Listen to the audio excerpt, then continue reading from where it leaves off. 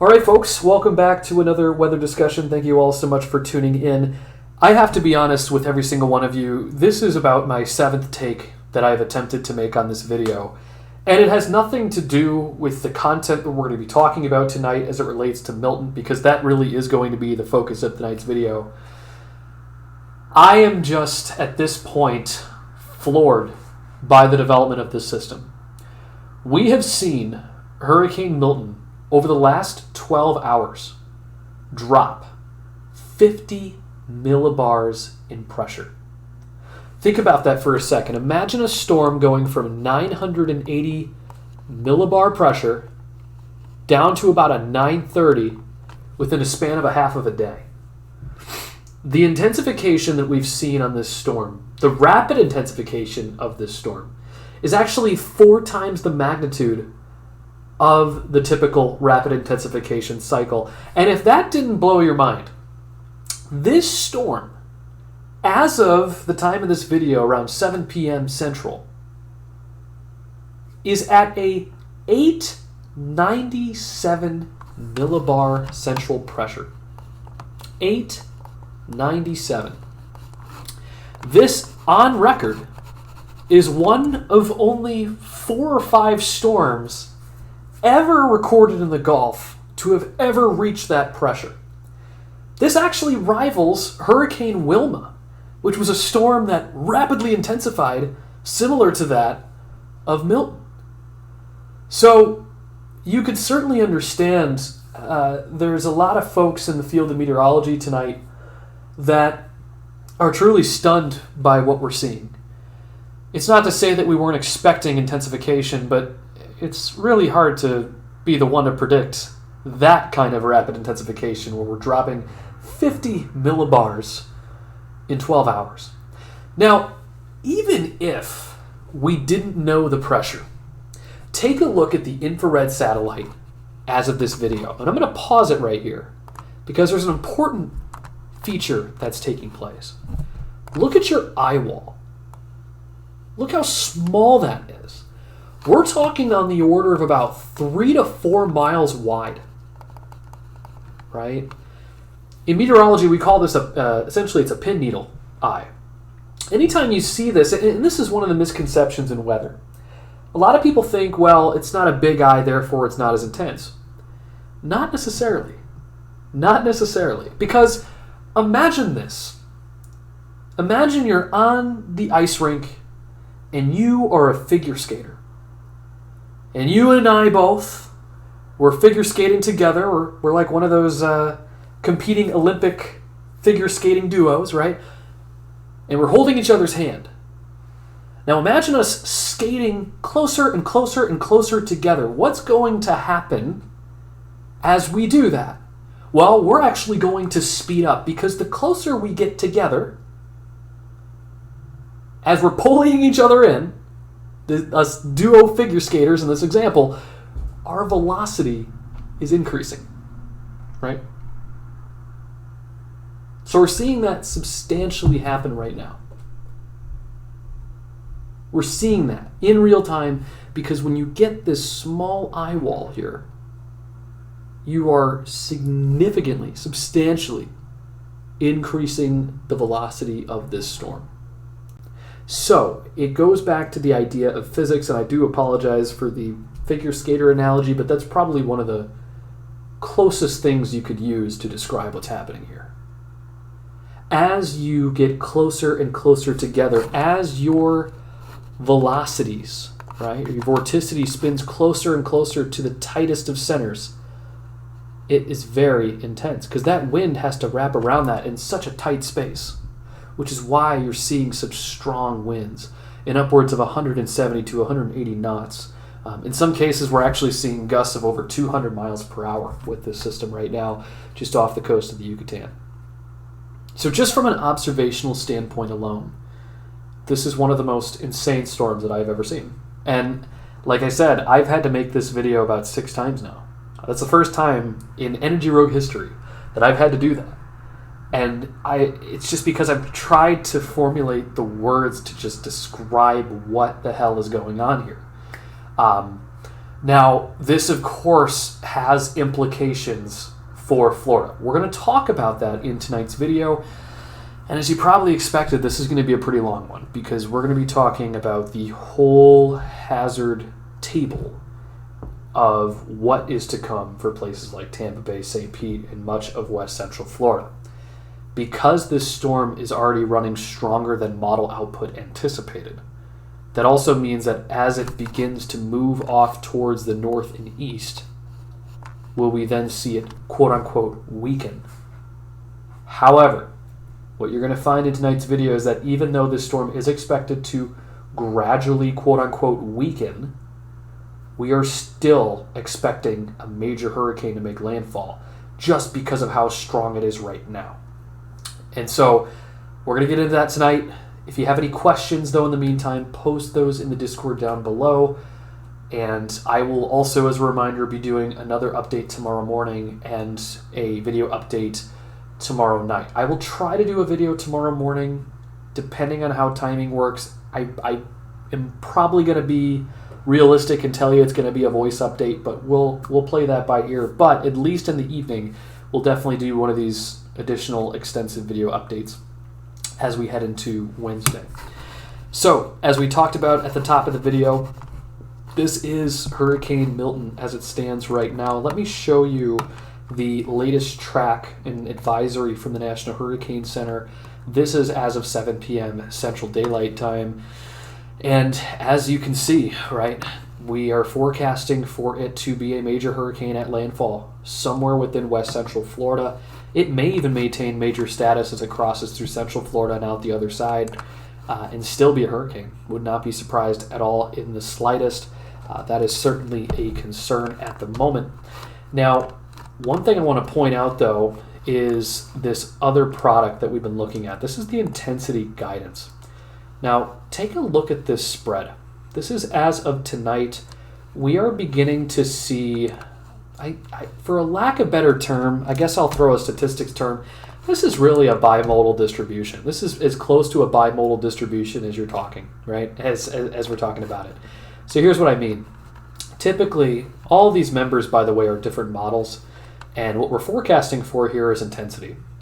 So what you have is a tale of two stories. You have story number one, which is that a majority of the models do have this weakening down to about a Category 3 once it makes landfall near the Tampa-St. Pete area by Wednesday evening.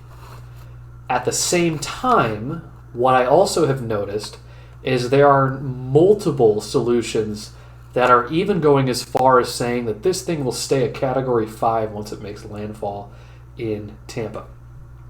And especially even hovering around a Category 4 as it crosses Central Florida. Now, some of you may be thinking that that's anomalous. And I would actually make the argument that while this may be very bullish, I don't think a Category 4 is out of the question. Here's what's been happening with this storm. Because it's been intensifying so rapidly, the models have actually had a tough time keeping up. So let me show you an example of that. If we head over to one of our hurricane models that we looked at this morning, let's look at, for example, the H-Wharf, and we'll look at Milton. So the H-Wharf had it at a 9, well, actually, we'll go back a run. I'll show you an example here. The H-Wharf had this, for example, near the Yucatan as a 914. This ended up bottoming out around an 897. So already, this storm was outrunning the models. So anytime you hear me say that the storm is outrunning the models or the models are behind, what I mean by that is these previous runs from 12Z, for example, and even in some cases the latest run, 18Z, some of these models were far behind. They were showing a system at about 920 as of tonight. And it's about, in some cases, 20 to 30 millibars off. So if you've been following my content, you remember that one of the things that I like to preach a lot is that when it comes to forecasting, we tend to run to the models right away. But the important thing is you have to understand what's happening in the now too to really grasp if the model output is accurate or not. In the case of what we saw throughout the afternoon today with its rapid intensification, we saw virtually every single model within this suite running behind what Milton was doing. So here's another example. This is the HAFS A. HAFS A, this is from actually tonight, 18Z. It's showing Milton as a 937. Not even close. This thing is at still around sub 900, so call it 899. And even some recon that we'll show in a minute, it's at 905. So this is about 30 millibars off. That's why it is so critical in forecasting you got to look at the whole picture. You cannot just run to the models, because if I did, and I was showing you this, you guys would be all over it and say, hey, that's not the case right now. I saw on Twitter, I saw on Facebook that this Milton's an 897, right? So I would be doing you a disservice because I'm using old data at that point, or I'm using called decayed data, if you will. So this is a primary example of what I preach all the time, which is you have to look at the observed before we dive into the models. And then we can really get a better understanding of where we're going, right? So this is the HAFS A, for example, and it has it, or did have it at 937. If we were to look back at the H-Wharf, which does have a better handle on it, we can then project out what it has Milton doing by the time it reaches Florida. And so according to the H-Wharf, it still has it as a 944 millibar system. So that is definitely, without a doubt, a major. That's certainly major threshold at that point, right? Is it Category 4? In this case, it'd be flirting with it, ideally, but it's somewhere within that Cat 3, Cat 4 range. So, to the model discussion, if we see that the H-Wharf is a little bit more consistent with the pressure output, we're going to go with the H-Wharf. For the models that are running behind, like we just looked at with the HAFS A, I don't want to look at this because 963, it's not even at 930 right now, right? So that's the most important distinction. Now, interestingly enough, the HAFS A does have this intensifying again following an eyewall replacement cycle. We'll talk more about the eyewall replacement cycle and what that means here in a moment. But interestingly enough, the HAFS A still has it intensifying again before it then makes landfall. So all that aside, this has been just a roller coaster of a system to track, as you guys can tell. Let's take a look at the latest aircraft reconnaissance missions that are going in right now. And, you know, this is subject to change, guys. I mean, the Air Force as well as NOAA, they're going to be doing these reconnaissance missions all throughout the night tonight, well into the morning, and doing these slices. Because remember, this information gets fed back into the models. And so if we take a look, for example, at the aircraft recon obs from just within the last hour, you can see the sea level pressure being measured near the center at about, we'll call it like 902 to 904 millibars. So it has weakened slightly, but again, we have to be careful with saying weakened because this storm is nowhere near weak. It's still a Category 5 and will be for the time being. 902 is still pretty insane for a pressure. And also, as you can see with the surface winds, look at that spike that they're flying into. I mean, that's a huge parabolic jump going from that, what would be 30 knots to 170. I mean, this is probably the most telling thing. So plotted on this blue line, and once again, this is from the Air Force reconnaissance missions. They have two that go out. One is a NOAA mission, and the other one is the Air Force. They're two aircraft reconnaissance missions, both collecting the same information, although I hear one has more devices than the other, at least for the moment, but that's besides the point. What this is measuring, it's not only measuring the flight level wind and the pressure, but it's also measuring the rain rate. So here's an example. Take a look at the wind speed and rain rate. Look what happens to your wind. I mean, you can tell where they're cutting through, right? So if we were to match up this drop in pressure, so right around that 902, it correlates with that huge spike in wind. So around 23 Zulu, and nearly 5 minutes later, imagine going from 50 knots of wind to nearly 170 in about 10 minutes. Right? That is a massive jump. I would not want to be on that aircraft at all. But of course, these reconnaissance missions, they're very durable. They can withstand quite a bit of wind load. You'd be surprised. But that is just absolutely incredible, and you can tell where they did another slice through, because there's that spike once again with your surface peak wind speed clocking around 170. And actually, this first one was actually near 180 knots, which is just absolutely incredible. I mean, we're talking about, just over about 200 miles per hour. So that is certainly a pretty strong threshold of the storm. So there's a lot we can take away from these reconnaissance missions. I mean, and again, we just had a big diatribe about weather models, but, these recons, I think, are the most valuable piece to the pie. And by the way, here is the cut through. You can tell how they do it, right? So you're essentially dissecting as close to the center as possible. So you can see, for example, this is the little aircraft that flew through, and they essentially do a big X. They try to do a couple of slice throughs. So, for example, here was the first one, and then they hooked back around and sliced again.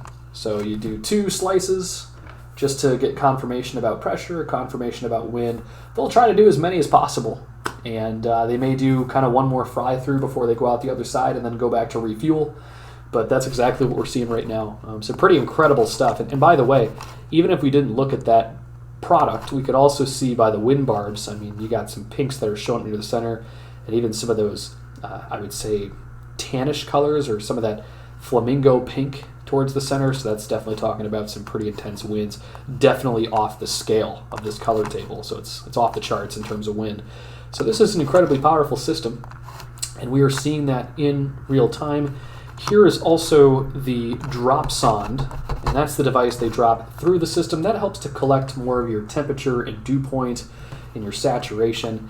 Overall, very much saturated, as you can see, 94% at 850, which is just about a kilometer off the ground. So we'll call it about 1 kilometer. Here's the surface, by the way, this imaginary black line. And so imagine this plane. I'm not even going to attempt to draw a plane because I'm horrible at drawing.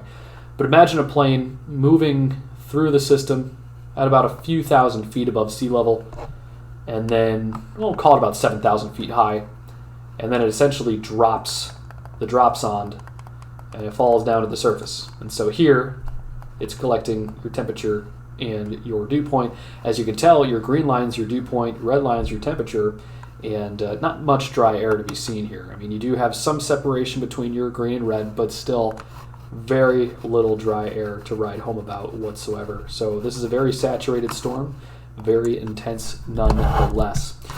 So yeah, I mean, guys, I think you've known me long enough. I'm usually one for words, and I am at a complete loss. I don't know what to say other than the storm is clearly outperforming the models, and at this point, I am deeply concerned for Florida, and I'm not exaggerating that. I'm not somebody that really likes to hypecast. It's the same message I gave you with Helene is the exact same message I'm going to give you now. This system is definitely pretty dangerous. I mean, that's even an understatement. So I know there's some mass evacuations going on in Florida as we speak. For those of you that do know people in Florida, they need to get out. West Central Florida especially, Tampa Bay, St. Pete. This is a very dangerous situation, life-threatening situation, and we are going to continue to track it. But if you know people in this area, it is not a good idea to stick around. Heed the evacuation orders. If you are under one, for our NGO members who have family that live in these areas, I know a couple of you do. I believe, Jay, you mentioned that you have somebody that lives there. Correct me if I'm wrong. Have interest in that area. Of course, our thoughts and prayers are with them. But if they haven't already and they are under evacuation orders, you got to heed those. I mean, I know, look, coming from somebody like myself, my uncle used to live in Boca Raton, Fort Lauderdale. He's one of those that would always ride out storms. I get the Floridian mindset. It's kind of like the Midwest Porch Pirates. We like to watch our tornadoes and not go in the basement. But truly, this is a significant situation that needs to be taken seriously. So once again, I cannot stress this enough. If you know anybody that's in evacuation orders in Tampa Bay, St. Pete, especially in what would be Pinellas County, if you're under evacuation orders, heed those. for the sake of life, for the sake of survival. It's not a word I like to use lightly, but this is like I said, not a good situation. So anyhow, one thing I wanted to mention about Milton, and we talked about this, is the eye wall replacement cycle. I'm only going to touch on this briefly, but this eye wall is very tiny. We haven't really seen it get replaced yet, but essentially what that means is as the eye wall becomes smaller and smaller, eventually it's going to collapse and it is going to form a new eye wall. It has not done that yet. This eye is not wanting to budge at all, which is why we're seeing such ferocious strength with this system as we have, being 897 millibars. But eventually there will come a point where that eye wall will have to collapse, and then we will form a new one, what we call an eye wall replacement cycle. So what does that mean? Well, essentially what that means is your eye wall will likely be much wider than this, and we will then see our wind field increase over time. And so, if we were to head back to the models, you'll see here in a moment that that's actually going to have serious implications for Florida, because a very similar thing happened with Katrina. If you recall Katrina, it was a Category 5 off the coast of Louisiana, and then weakened down to a Category 3 once it made landfall in New Orleans. What made that storm so deadly and so catastrophic was the large wind field it had with it, which then, of course, brought on much more storm surge because it went through an eye wall replacement cycle. It got rid of that pinwheel eye, grew a more expansive eye, and then it expands out your wind field as opposed to keeping it so confined to the center. So that means that if we were to look, for example, at these weather models, go back here to, let's just say, the H-Wharf, and we were to put on the wind field, so if we go here to 850, and remember, 850 is just above the ground, about a kilometer off the ground. We see that once this gets to Tampa, so here's Tampa, look what happens to your wind field. See how it's so confined to the center? I mean, your strongest winds, because of that figure skater effect we talked about, all those winds are tightly compact near this very small eye. Well, when you expand that eye wall and get essentially a new eye, it then expands your wind field. Look how now your wind field is much wider in diameter. And that's because the eye has increased and it has allowed for winds to expand further outward from the center. So that's actually not a good thing. You know, you would think, well, that Brendan, this storm is weakening. Look, it's a 9:34 by the time you get to Wednesday afternoon. Okay, it's weakening by definition. But once again, as we mentioned at the top of the video, number one, this hurricane's still going to be major nonetheless. And number two, it's just going to have a bigger wind field and impact more people. And so as that makes landfall, you can see, look at that, right near Tampa, 944 is the latest forecast from the H-Wharf. And really, this thing could be anywhere between I would argue, a 935 to a 945 at landfall. I certainly don't think that's out of the question. And so remember that these winds, look where they're coming in, right? So we got the eye wall right here near Tampa, St. Pete. And so if we move this a frame forward, really strong winds in Tampa, St. Pete. We're talking about some pretty major storm surge. Right now, preliminarily, the forecast is between 10 to 15 foot storm surge for Tampa, St. Pete especially, which is not good. And I've been using the word a lot, not good, because I've just run out of words to superlatives to describe it. But this is a worst case scenario that's unfolding right now on a lot of our models. But like I said, notice how the wind field has expanded quite a bit. And by the way, one thing that we haven't talked about is that we could also be seeing a significant tornado threat across central Florida with this. I mean, we don't really talk about that much. I think a lot of folks are more focused on the storm surge and the damaging winds, but the other factors and the secondary hazards are going to be tornadoes and flooding. So more on that here in a little while. But just wanted to highlight that. So as you can see, right, that wind field's very strong, still a 945. This takes us into what would be Thursday morning landfall, and then makes its way through Orlando. Check that out, 949 through Orlando. We've already seen Disney World is closed, and understandably so. This is going to be a pretty strong system. And even if it comes out the other side, at least according to the H-Wharf, it's still a 969. This thing's still going as probably even a Category 2 hurricane out the other side. So this is very significant. It's certainly not going to weaken very quickly. It's still going to be within hurricane strength across central Florida, and which is why we currently have hurricane warnings out for much of west central Florida. I also believe we have hurricane watches at the time of this video, and maybe even some hurricane watches towards central Florida. Even in some cases, Lake Okeechobee is under some form of a tropical storm warning and or watch. So a lot of people are going to be impacted by this. And one of the things I wanted to show you is just to underscore the hazards. I wanted to show you a map of the storm surge for Tampa. Before I do, let me just give you a roadmap for the rest of this video, because as you can tell, this is already going to be running pretty long. This first part we're going to go into is going to talk about the storm surge. We're then going to dive into the tornado threat as well as the flooding. We're really talking about all three tonight. So you guys wanted a detailed discussion. You're getting it. This is some bonus coverage tonight. We're really dissecting every single angle of this storm. And like I said, I can't remind you enough, if you have any questions, post those in the Discord channel as you're watching this video, and I'll be happy to answer those questions throughout tonight and into tomorrow morning before our next update. So with that, let me show you the storm surge map. If I still have it, here we go. All right, so this product is from the National Hurricane Center, and this is a storm surge risk map. And if you read up to the top left, and just a disclaimer, this is not a real-time product, so we're not looking at storm surge for this system. However, what this product is doing is it is a storm surge flooding vulnerability map.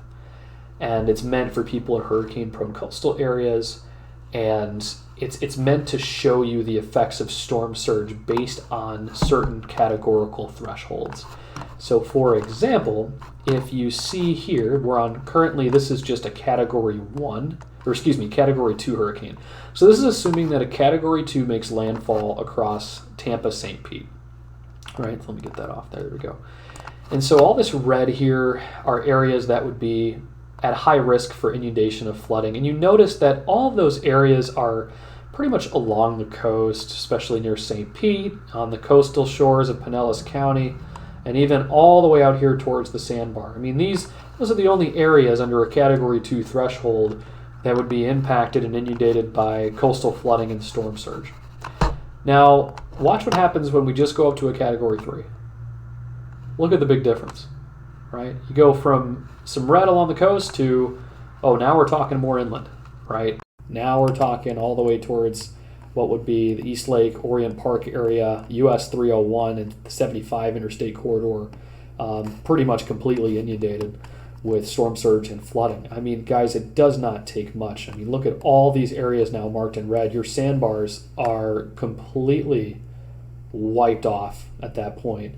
And I don't say that lightly. I mean, at that point, this is pretty much inundated. It already was at a Category 2 threshold, but really Category 3, if you have a home there, for example, and there's folks that do have homes on that sandbar, you can pretty much kiss it goodbye at that point. It's pretty much done.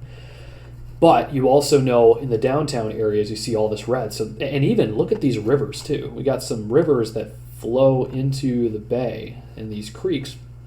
And so that's also inundated. So you got to think about flooding out towards these areas too, right? So this water flow that flows into the bay, well, that's going to be backed up too.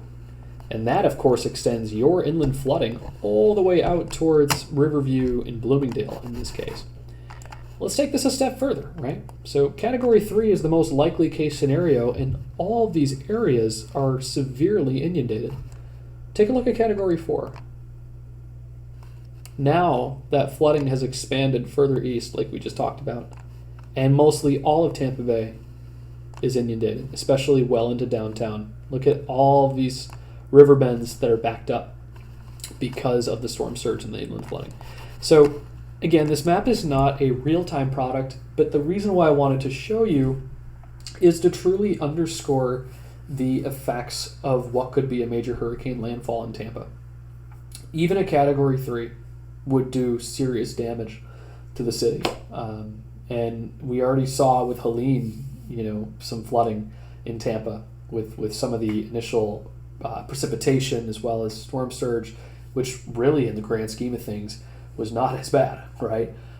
As it would be if it was a direct landfall. In this case, this is a much more serious situation where we could be talking about more intense flooding and storm surge impact. So this map is a wonderful product for that. I know there's other ones that NOAA provides, but I think this just truly underscores Tampa. And here's the other thing. For those of you that are stakeholders in this area, for my traders out there that truly want to know what the impact of a Category 3 would do, this to Tampa is the most vulnerable city in the United States. We always talk about Houston, of course, especially as we have conversations about LNG.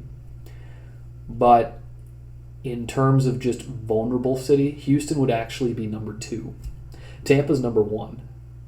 Because if we talk about storm surge, if water's being pulled in, right, well, this is going to be compressed as it gets up towards the bay. Essentially the bathtlift effect, right? Where water, when it's compressed, then it's going to want to rush forward. And it's actually going to enhance your storm surge. So, storm surge itself can be very intense in the bays. We saw that with Katrina. The same thing can happen with Tampa Bay, and it doesn't take much. Remember, Hurricane Katrina at landfall was a Category 3. It was not a Category 5.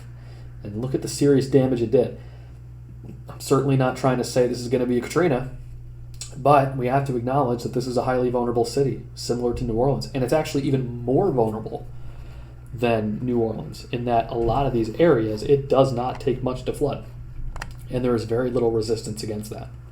So that takes care of the storm surge conversation. The one thing I wanted to show, though, before we move off to tornadoes and talk about that briefly in flooding, is I wanted to show you the National Hurricane Center website. And they do have a product that currently highlights the latest storm surge forecast.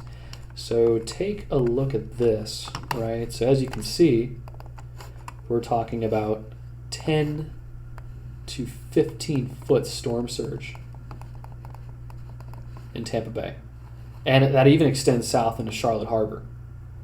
So you want to talk about expansive wind field. I mean, look at all this storm surge. Even up towards Yankeetown and Bonita Beach, we're still talking about close to 10-foot storm surge. So a very large swath is going to be impacted by this. And, of course, that also extends out to the other side of Florida, too, even as far north as the Big Bend with some minor storm surge there. So, very serious situation as we've been talking about. Storm surge is certainly a concern.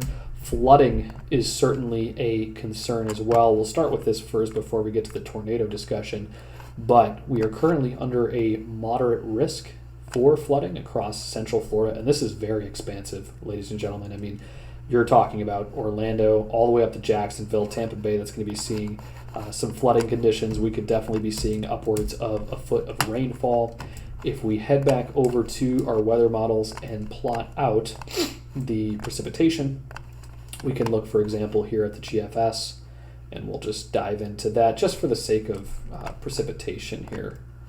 And let's see, let's go over to forecast models. And then let's switch over to region southeast, and let's look at the total precipitation. There we go.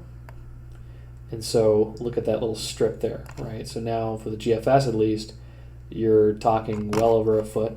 Could even be anywhere between about 12 to 16 plus inches of rain. And that may even be higher with some of these severe storms that fire out ahead of it. Speaking of that, as we were talking about, we are going to be looking at the threat for some severe thunderstorms downstream of the hurricane itself in the form of supercells, which could thereby produce tornadoes. So let's take a look at that first. And so we'll actually head on back to the H-Wharf, and I'll show you the precip.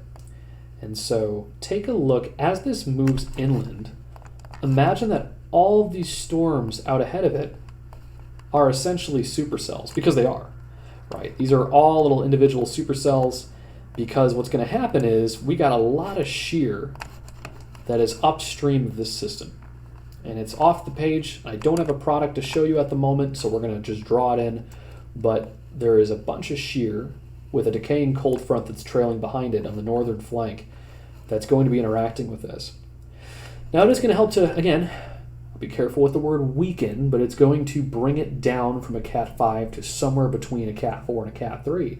As it does so, it's not going to necessarily weaken the storms out ahead of it. As a matter of fact, it's going to make them much more favorable to produce tornadoes, because shear, we don't like shear for hurricanes. It tends to weaken it.